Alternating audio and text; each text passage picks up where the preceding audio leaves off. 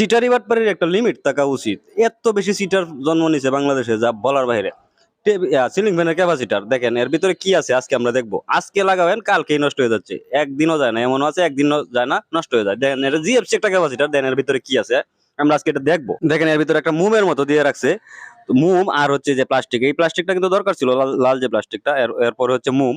দেখেন মোমটা সরায় নেই আমরা। মাঝে মাঝে অবাক হয়ে যায় যে এত সিটার বাংলাদেশে কেমনে জন্ম নিল, কোথা থেকে আসলো এত সিটার। দেখেন অবস্থাটা, এর ভিতরে মোম ক্যাপাসিটরের যে যে জিনিসের ভিতরে থাকার কথা সেই জিনিস মোটেও নাই।